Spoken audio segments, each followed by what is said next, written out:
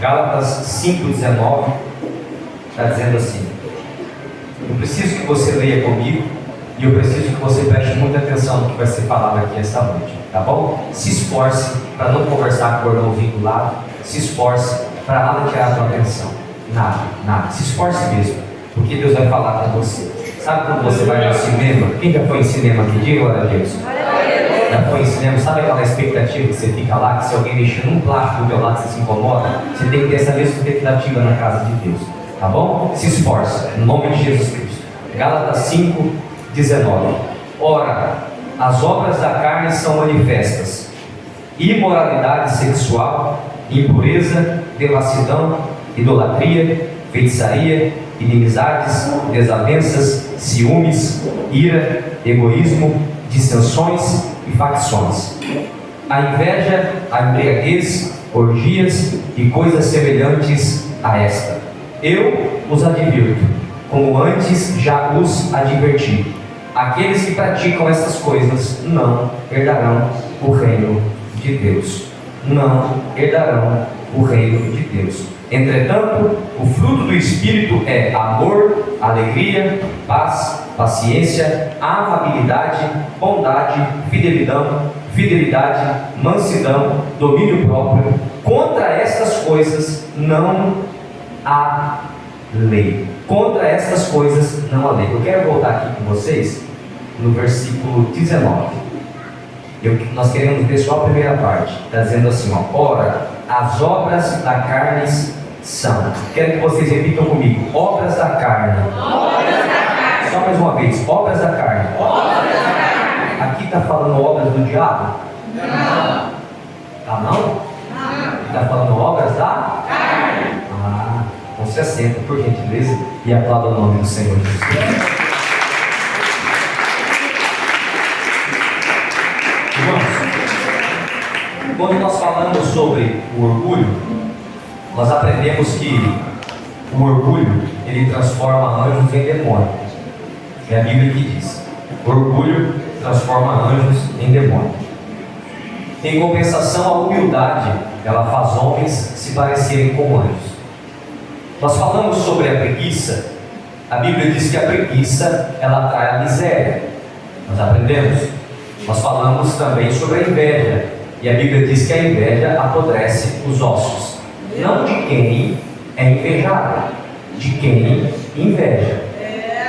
Quem entendeu, diga amém. Amém. Pastor, o fulano está com inveja de mim, vai me arrebentar? Não.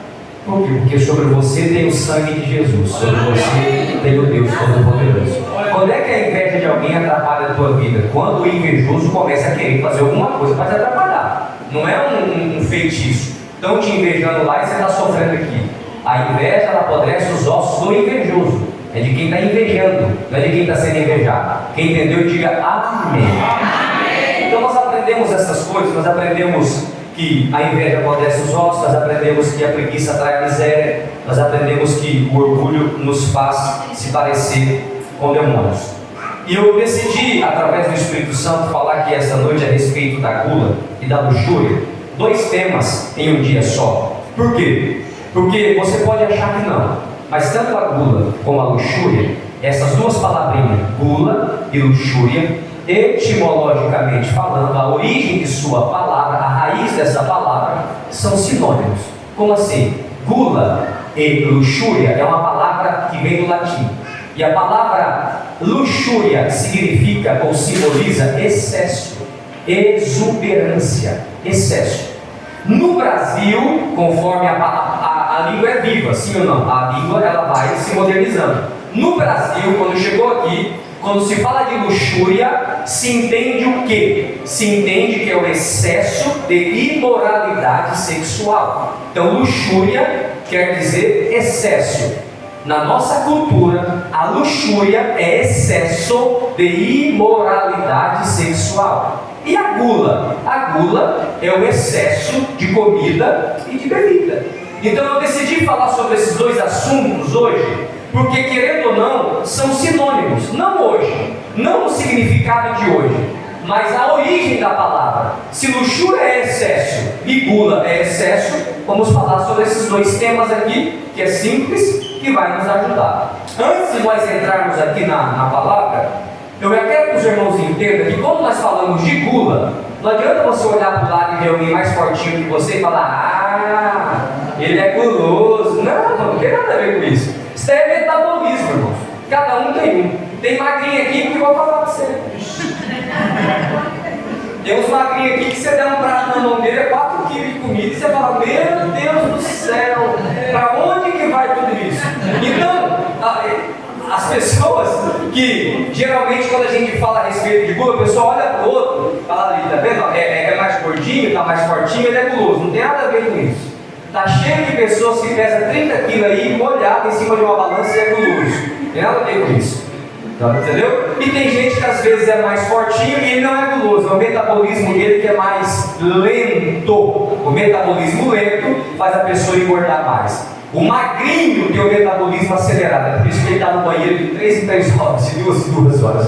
Comeu, digeriu, já vai para o banheiro e lançar fora aquilo que não presta. Então, eu quero deixar claro para que ninguém olhe para o irmão do lado com pré-julgamentos. É para você examinar a sua própria vida. É para mim examinar a minha própria vida. Nós não somos pregadores para olhar para o outro e apontar o erro do outro. Não é o meu propósito aqui. O meu propósito é compartilhar uma mensagem que vai cortar aqui, vai cortar aí, e todos nós seremos abençoados pelo poder de Deus, no nome de Jesus Cristo. Por que Deus tem que nos ensinar essas coisas?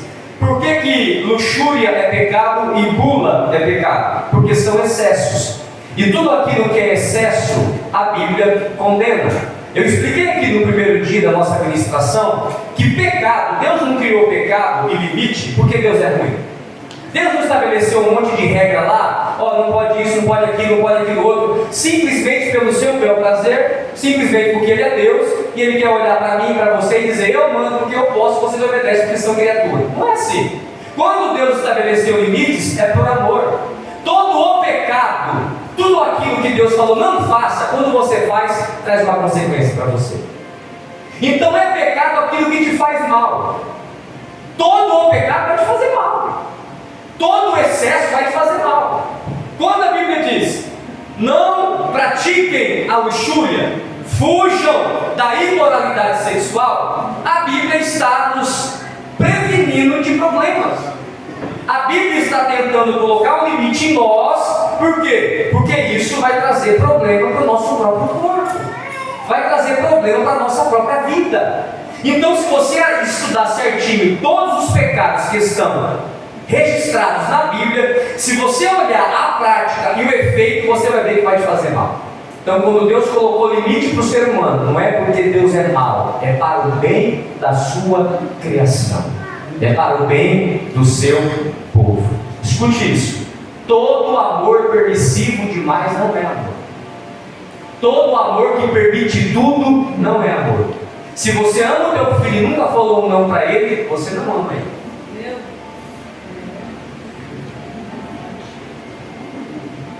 Eu ia falar do marido, mas é mais fácil falar com as esposas. Se as esposas amam o marido e nunca falou não para os maridos. Por quê? É simples, irmãos. Por que você não dá uma moto para o seu filho com 14 anos de idade no meio de sair doido aí? Às vezes ele quer, se você oferecer para ele, vai querer. Mas todo amor, ele tem que vir com restrições. Todo amor, ele tem que vir com limite. Deus, quando coloca limite em mim, Deus, quando coloca limite em você, é para o seu próprio bem, é para o meu próprio bem, é para que eu não quebre a cara depois, é para que eu não me arrepende depois, é para que eu não comece a colher consequências de coisas erradas. Uma criancinha, ele olha um precipício e ele vai querer pular, aí o pai está lá que ama e fala não, aí a criança chora, aí a criança esperneia, aí você pega lá no colo e não deixa. Por quê? Porque você ama aquela criança. Deus está no céu dizendo, eu estou colocando limite para vocês, mas não é para o mal de vocês, é para que vocês possam ter uma vida abençoada e bem sucedida nesta terra. O salmista Davi falou que quem tem prazer na lei do Senhor será como uma árvore plantada junto a ribeiros de água, glória a Deus, cujas folhas não caem e tudo quanto fizer prospera. prosperará. Que Deus te dê graça esta noite, que Deus me dê graça esta noite, para nós olharmos para os limites bíblicos e entendermos isso como uma linguagem de amor. Pastor, mas eu sei o que eu faço da minha vida. A criança também acha que sabe, o adolescente também. Eu não sei vocês, mesmo eu pastoreando, eu tenho uma dificuldade de conversar com adolescente. Por quê? Porque eles acham que sabem de tudo e ainda zombam de você. É ou não é? Você vai aconselhar um adolescente, se ele estiver perto do outro, ele olha no outro e começa a rir. Aí a minha ira já começa a subir. Ele começa a olhar para o outro e começa a falar, ó, acha que eu não sei. Aí a hora que está com 20, 28, 30, 35, 40, fala, poxa ela vida, eu poderia ter ouvido. Por quê? Porque às vezes é mais novinho e acha que sabe de tudo. Só que o que eles se esquecem é que eles não tiveram a nossa, eles não têm a nossa idade, nós já tivemos a vida. Então, quando a Bíblia proíbe a gula, por que a Bíblia proíbe a gula? Porque é um excesso, e tudo aquilo que é excesso vai trazer problema. Por que a Bíblia proíbe a gula e a luxúria? Porque Deus sempre priorizou e Deus valoriza o equilíbrio e o autocontrole. Homem de Deus, mulher de Deus tem que aprender a ser equilibrado. É por isso que a Bíblia nos manda ser temperado. É por isso que a Bíblia diz, não vos embriagueis com vinho. Por quê? Porque quando eu me embriago, eu não estou no meu normal, não tem equilíbrio na minha vida. Então o nosso Deus é um Deus equilibrado. Tudo aquilo que é em excesso vai tirar de você a sua sobriedade. E eu não estou falando só de bebida alcoólica não. A ira tira a sua sobriedade. Já viu uma pessoa irada, uma pessoa que foi tomado conta pela ira, pela raiva? Ele faz o que não deve, ele fala o que não deve. Quantos casamentos que não estão em crise porque alguém não soube controlar o que ia falar? Quantas igrejas que não estão em crise porque alguém não se controlou e não conseguiu falar com o irmão na medida certa, temperado, equilibrado? Quando a Bíblia ensina a gente a ser temperado com sal, a Bíblia que fala, a Bíblia está tentando nos ensinar que nós temos que ser equilibrados. E aonde tem excesso não tem equilíbrio. Aonde tem excesso, olha para uma gangorra, para a gangorra ficar certinho, não pode estar um lado mais alto do que o outro. Então quando não tem equilíbrio, quando eu começo a me entrar pelo caminho da gula, pelo caminho da luxúria, eu estou desequilibrado e vai trazer problemas para o meu corpo, vai trazer problemas para o meu companheiro, vai trazer problemas para a igreja onde eu congrego, vai trazer problemas na empresa onde você trabalha, vai trazer problemas no ciclo onde você vive. Por quê? Porque você está quebrando o princípio de equilíbrio. Tem um ditado que diz assim, o seu direito acaba quando começa. Aí se você falar, não é assim não. Então o nosso Deus é um Deus equilibrado. O nosso Deus é tão equilibrado que em Eclesiastes está escrito, não sejais justo demasiadamente. O que é demasiado? Exagerado. Sabe aquela pessoa que é justa demais? É justinha. 1 centavo, eu não estou falando dinheiro, só para você entender. 1 centavo para ela faz um regaço. Eu não estou falando dinheiro. Eu estou falando de ser exageradamente justo. E essas pessoas que são justas demais com os outros, um dia eles vão precisar de misericórdia. Essas pessoas que medem o outro com uma régua muito afiada demais, um dia eles vão precisar de misericórdia. E quem planta justiça, irmão, vai colher justiça. Jesus falou, com a medida que você medir, você vai ser medido. Então nem para ser justo eu posso ser exagerado. Nem para mim poder ser justo demais, santo demais. O santo demais, ele afasta todo mundo de perto dele, porque ele é santo demais. Ele não erra, ele não falha, ele tem uma auréola na sua cabeça, um par de asas nas suas costas, que falta ele chegar voando dentro da igreja. Isso é exagero, e isso é fede diante do nariz de Deus. Por quê? Porque Deus sabe que todos nós somos pecadores e precisamos da graça de Deus, e precisamos da misericórdia de Deus. Tem alguém aqui que precisa da misericórdia dele? Então pega a tua mão e recebe esta palavra. Nós não estamos aqui para ser mais justo do que você. Eu estou aqui para te dizer, você precisa da graça, como eu preciso da graça. Aplauda o nome de Jesus Cristo. Aleluia! Oh, glória! Por que Deus, ele não gosta dos exageros? Porque afeta a nossa saúde física e mental. Por que Deus não gosta dos exageros? Porque prejudica o nosso relacionamento. Por que Deus não gosta dos exageros? Porque desonra a Deus em nosso próprio corpo, porque nós somos templo do Espírito Santo. Por que Deus não gosta dos exageros? Porque contraria o fruto do Espírito. Quem tem o fruto do Espírito tem que ter domínio próprio, e não é domínio próximo. Aleluia. É domínio próprio, não é domínio próximo. Nós vamos dominar os outros. Meu Deus. Ou como que é gostoso dominar o irmão? Eu não gosto, falando de mim, de dobradinha, eu não gosto. Aí como eu não gosto, vou baixar uma lei da igreja, é pecado. Me come dobradinha, meu Deus. Devia ser pecado. Ou coisa ruim. Bom, ruim pra mim, tem quem gosta. A minha esposa gosta, ela gosta. Tem pessoas que gostam, não estou falando mal de quem gosta, não, é só um exemplo. Eu não gosto. Mas eu não posso baixar uma lei, um decreto, porque eu não gosto e querer colocar dentro. Então, a gente quer dominar o próximo, mas a gente não quer ter domínio próprio. O domínio próprio é um fruto, irmãos, que tem que ser do Espírito Santo. Controlar os seus impulsos tem que ser o Espírito Santo. A gente não pensa duas vezes para falar não para o outro, mas para a gente falar não para nós mesmos é uma dificuldade. Para você ter disciplina é uma dificuldade, ou não? Irmão, quem que acorda aqui todo dia alegre para malhar às 5 horas da manhã, toma aquele banho gelado, que nem o coach fala, toma banho gelado, porque a mulher ideal, o homem ideal, levanta às 5 horas da manhã, toma banho gelado, corre 20 quilômetros, volta para casa, escreve 4 livros, depois trabalha até. Não existe isso não, irmão! Até tem, mas não é com essa alegria toda, não é disciplina. É alguém que falou, eu tenho que dominar a minha vida através do Espírito Santo de Deus. Você não pode ser dominado, você tem que dominar a sua vontade com a graça do Deus Todo-Poderoso. Mas é difícil. Então o fruto do Espírito é domínio próprio. Então se eu tenho domínio próprio, até na hora de eu comer eu tenho que ter domínio próprio. Pastor, o que é gula? Será que a Bíblia fala alguma coisa da gula? Vamos ver o que a Bíblia fala? Salmo 106, versículo 14. Eu vou ler numa tradução NVI. Salmo 106, versículo 14.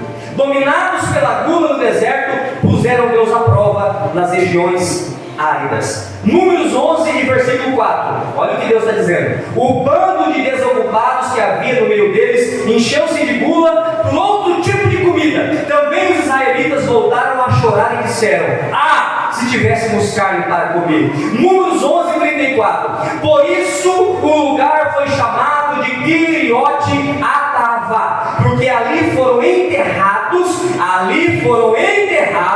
os que tinham sido dominados pela gula por outro tipo de comida. Sabe o que fez o povo de Israel não entrar na terra prometida? A gula.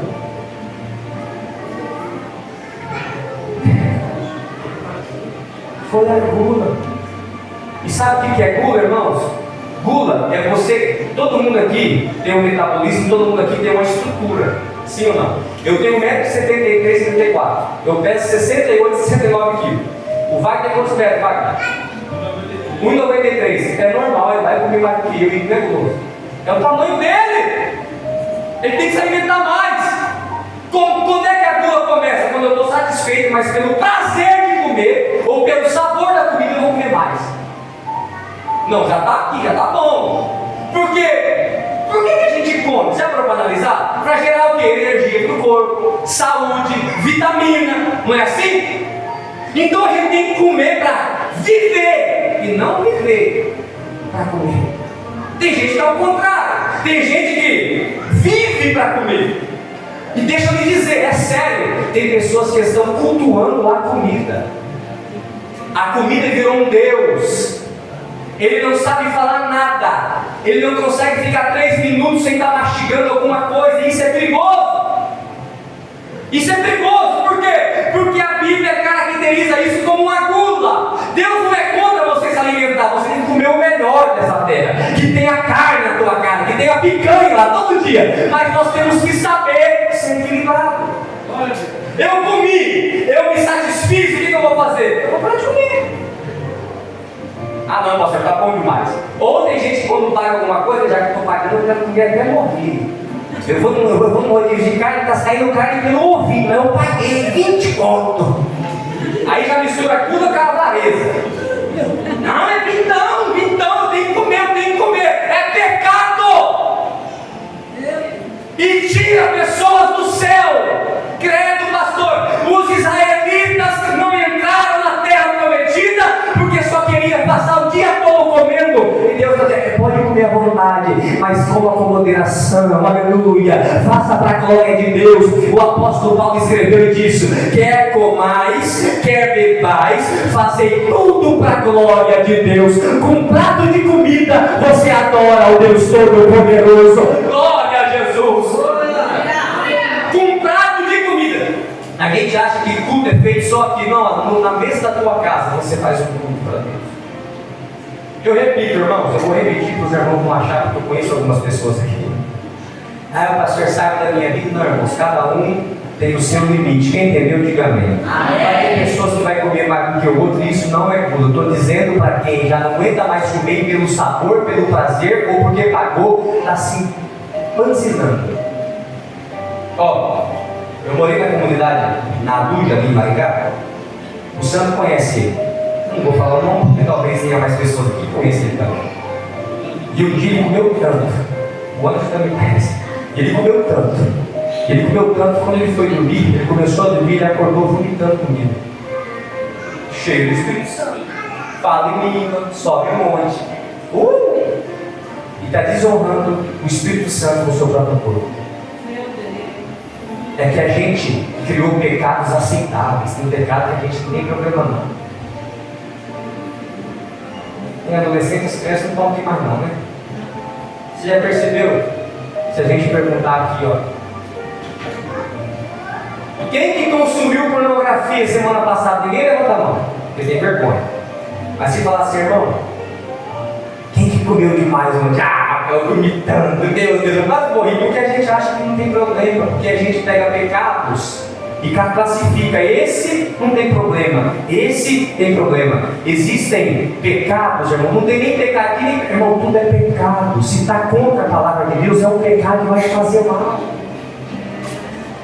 Quando a pessoa come além do limite, eu repito, se satisfez, deu para encher, glória a Deus, é o suficiente, não continue, porque você está desonrando a Deus. O Espírito Santo, o Senhor está te assistindo. Você precisa glorificar a Deus enquanto você come, você precisa glorificar a Deus enquanto você bebe. Por que você acha que hoje é muito difícil a gente jejuar?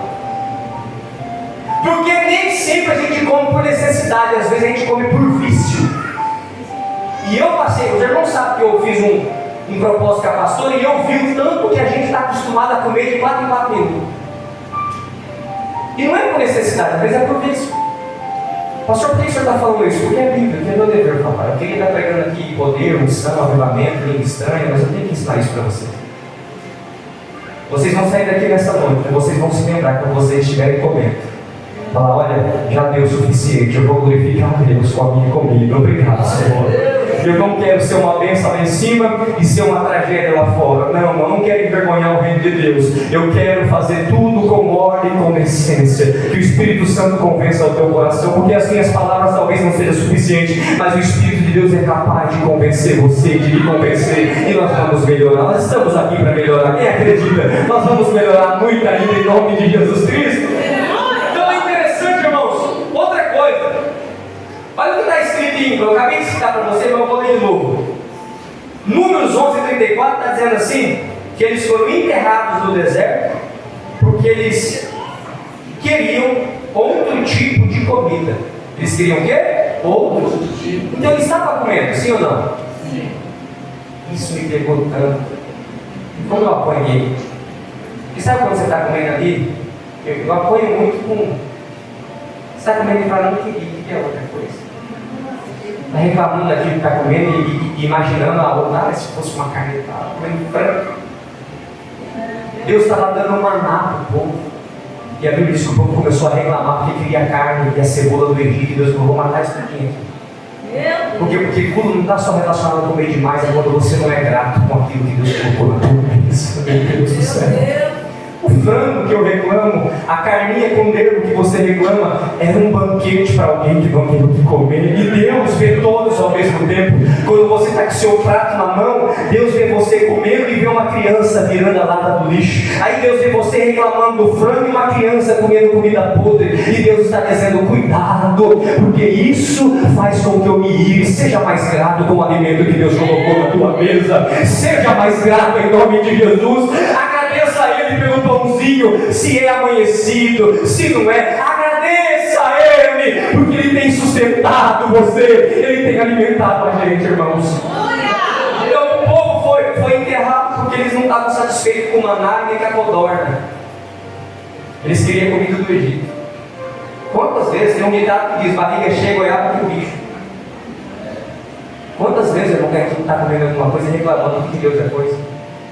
Eu não estou dizendo que você não pode ter vontade de comer outra coisa, não. Mas eu estou dizendo que quando você estiver se alimentando, o Espírito de Deus está com você. E Ele está lhe dizendo: aprenda a ser grato.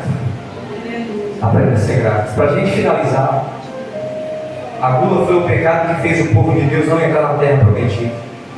Isso é muito sério. Eu quero que você saia daqui com uma reflexão na tua cabeça. A gula foi um pecado que impediu o povo de chegar. E a luxúria, pastor? A luxúria é a mesma coisa da gula, só que é o excesso de imoralidade sexual. É o excesso de sensualidade, é o excesso de prostituição, é o excesso de fornicação, é o adultério. Tudo isso a Bíblia trata como pecados que são obras da carne. Sabe por que eu pedi para vocês repetir obras da carne? Sabe por quê? E quando a gente fala assim: o fulano está com o demônio da prostituição, a pessoa nunca é curada, porque põe pelo demônio. Aqui não está dizendo que é demônio da prostituição, está falando que é fruto da carne, da obra da carne. Fulano está com o demônio da gula, aí não é a pessoa que está comendo, é o demônio que está dentro. Você olha, expulsa, e o caráter dele nunca é tratado. O caráter dele nunca é tratado, porque ele sempre coloca a culpa no demônio. Lógico que o demônio tem influência sobre tudo isso. Mas quando você vê alguém pecando, não é o demônio, é a obra da carne. Está dizendo aqui que nós temos essa carne aqui. E essa carne é tão terrível, que o apóstolo Paulo, em Romanos capítulo 7, se não me engano, ele diz assim: miserável homem que sou, quem me livrará do corpo desta morte? Por quê? Porque ele estava querendo fazer o bem, mas ele estava ainda na carne. Enquanto nós estivermos nessa carne, vai ter uma luta entre a carne e o Espírito.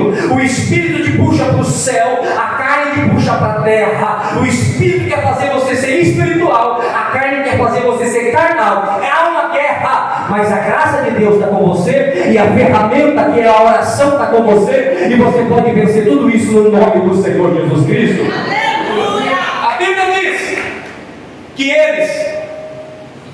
que tudo isso que eu falei para vocês, 1 Coríntios capítulo 6, versículo 18, fuja da imoralidade sexual. Não tem como você enfrentar, viu, irmãos? Pastor, estou sendo tentado. O que eu faço? Oro? Não, corre.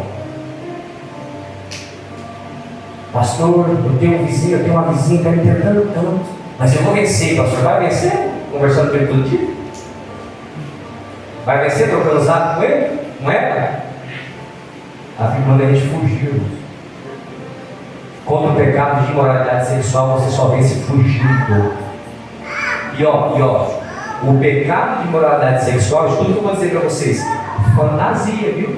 Nossa, a pessoa cria uma fantasia assim que ele acha que, meu Deus. E é um engano. Não, tem dois grandes homens de Deus da Bíblia que eram ungidos, cheios do poder de Deus, escolhidos, são famosos, só que um caiu e outro não: José e Davi. Será que José é mais ungido que Davi? Não, José recebeu mais poder. Nem unção José tinha. Ou tinha? Que unção que ele tinha? Nenhuma. E Davi? 3 vezes ungido veio. E por que Davi caiu e José não?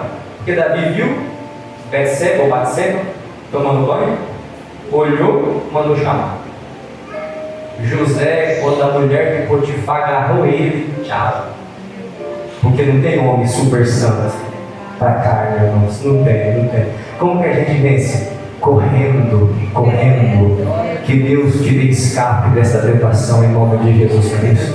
Eu quero orar com você e profetizar que o nosso casamento, a tua vida, a tua história não será destruída por causa da prostituição, porque o Senhor Jesus vai guardar você e vai te dar escapes para você fugir. Aleluia.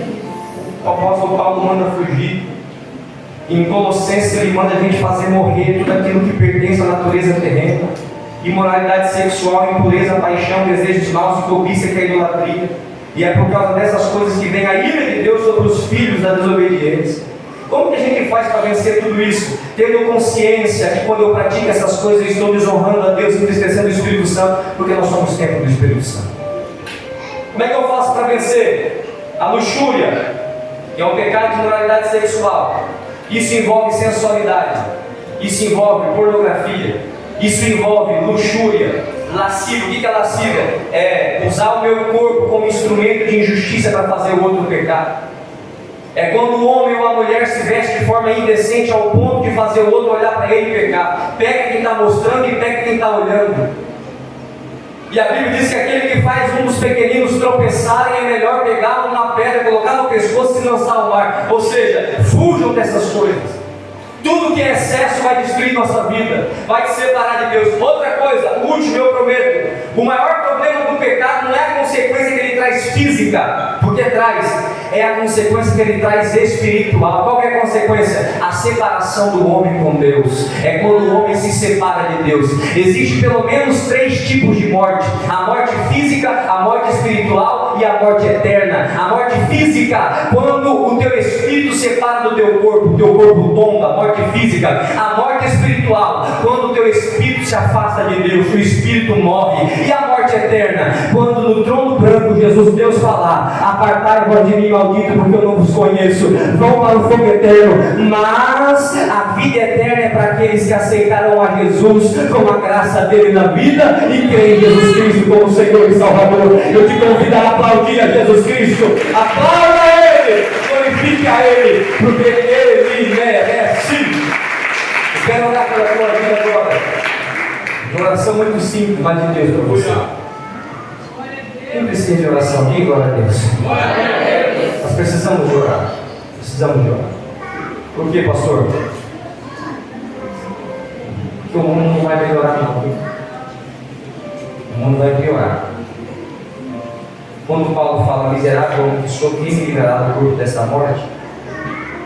Era uma guerra que ele estava enfrentando. Ele não suportava mais lutar contra a própria vontade dele. Você sabia que tinha um método de juízo na Idade Média chamado necroforia?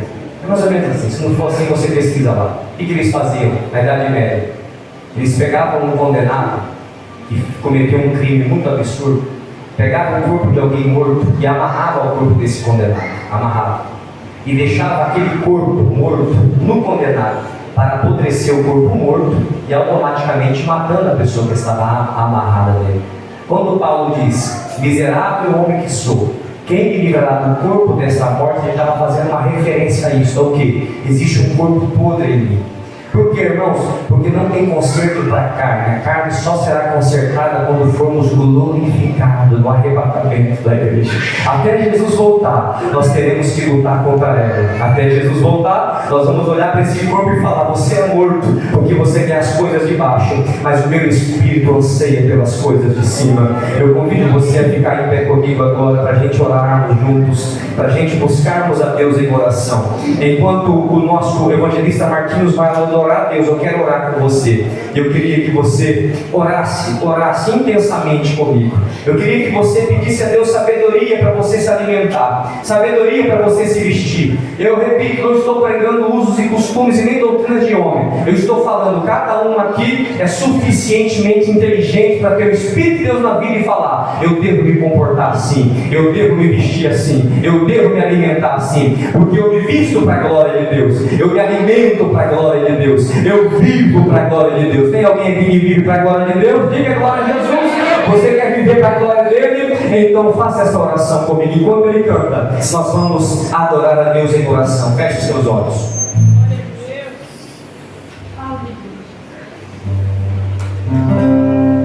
Isso, feche os seus olhos. Vai falando com Deus aqui. Peça perdão a Deus, porque eu vou pedir perdão para Deus aqui também.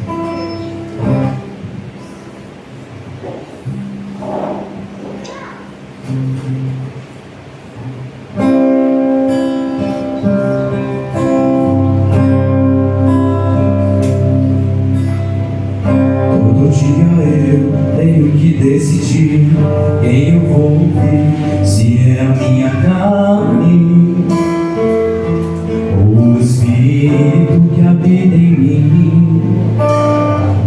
Minha carne diz que eu sou fraco, teu Espírito diz que eu sou forte.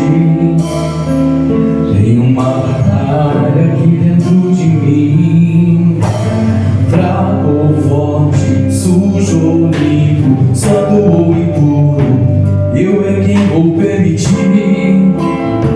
Quem é que vai agir? Eu ou Cristo, carne ou Espírito, ego ou humildade, quem será que vai vencer essa batalha em mim?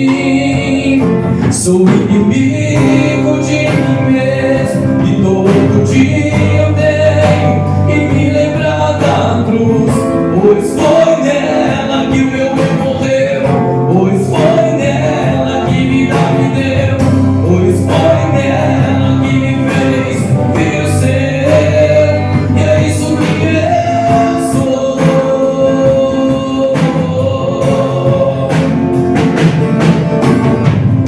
Todo dia eu tenho que decidir quem eu vou ouvir, se é a minha carne ou o Espírito que habita em mim. Minha carne diz que eu sou fraco, teu Espírito diz que eu sou forte.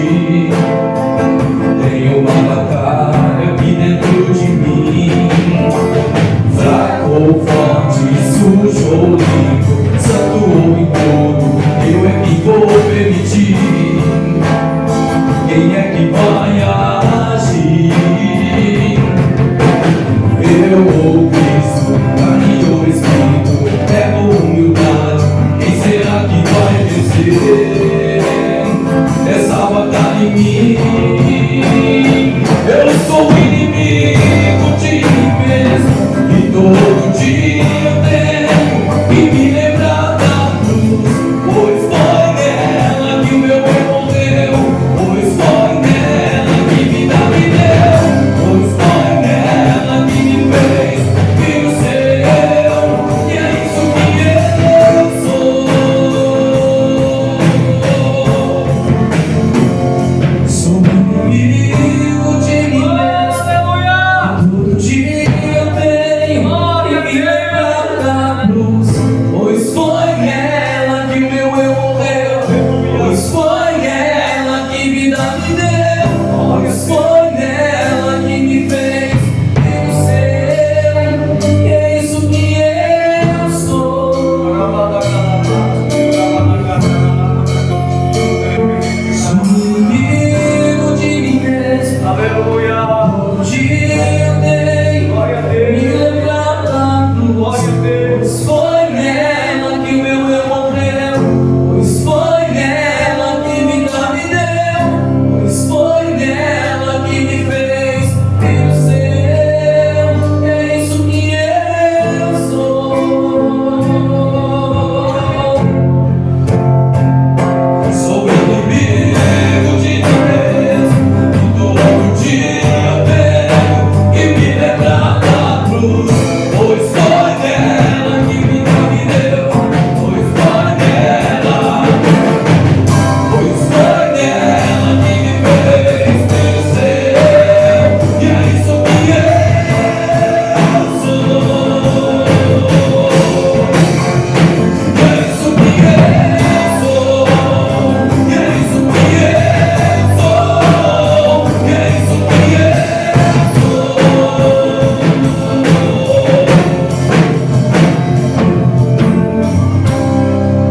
Sozinho nós não conseguimos. Sozinho você não consegue vencer os pecados da carne. Eu não consigo. Como que a gente consegue então, pastor? Na cruz de Cristo. A graça do Senhor Jesus. Aquela graça que nós não merecíamos. Aquele amor que nós não merecíamos. Pastor, eu preciso vencer pecados dentro de mim. Eu também preciso. Como que a gente vai conseguir? A graça de Jesus vai superar a vontade da tua vida. Quero que você faça uma oração geral comigo aqui agora, confessando a Jesus como teu Salvador. Confesse Jesus aí como teu Salvador, como aquele que pode te salvar de ti mesmo, salvar de nós mesmos. Você meditou na letra do livro? É a cruz de Cristo, irmão. Não é denominação, não é religião, não é usos e costumes, é a graça, é a misericórdia, é o favor de Deus e merecido nas nossas vidas. Nós somos pecadores. Eu não vim aqui apontar pecado e erro de ninguém, eu vim me colocar como pecador também, que precisa da graça como você precisa. Eu convido você a orar comigo agora. Senhor, meu Deus e meu Pai, no nome de Jesus Cristo. Senhor, eu sou um pecador, Pai, eu preciso da tua misericórdia, eu preciso do teu perdão diariamente. Eu preciso, Pai, que o Senhor venha sobre a minha vida, venha sobre a vida desta igreja com graça, sobre graça, aquele amor que nos constrange, aquele amor misericordioso, Deus, que não nos deixa resistir. Na autoridade do teu nome eu peço, Deus, que o inimigo perca as forças, que a carne perca as forças, e que a gente venha escolher a cruz, e que a gente venha escolher Cristo, e que a gente venha escolher o Espírito Santo. Senhor meu Deus, às vezes temos vontade de errar, de pecar, de abandonar, de ir embora, de deixar tudo para trás. Senhor, que nós não conseguimos fazer isso, mas porque a tua graça nos sustenta, porque a tua graça nos basta, Senhor. Oh Espírito de Deus, tem pessoas aqui que precisam desta graça neste momento. Que o teu Espírito Santo venha visitar os corações aqui agora, e aonde a minha voz não conseguiu chegar, que o teu Espírito Santo chegue. Aquilo que eu não consegui convencer, que o teu Espírito Santo convença. Aquilo que eu não posso fazer, que o teu Espírito Santo faça. E eu quero repreender o mal agora no nome de Jesus. Eu quero repreender a frieza em nome de Jesus. Eu quero repreender o pecado em nome de Jesus. Eu quero repreender a ação do diabo em nome de Jesus. Pai, que tudo aquilo que o inimigo tem planejado para nos destruir, que venha a ser desfeito agora em nome de Jesus.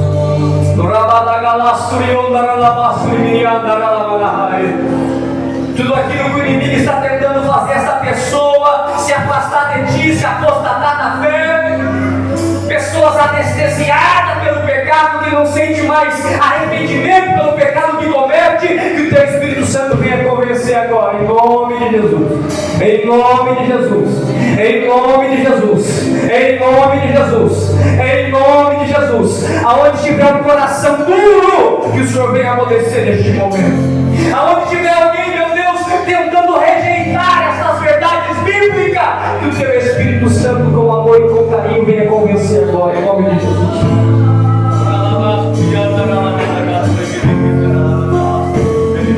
Amigo de mim mesmo, oh, este eu que me lembra da cruz, oh, aleluia, que teu eu morreu, oh, foi nela que vida me deu, oh, foi nela que me fez, filho seu, e é isso que eu declaro nesta noite.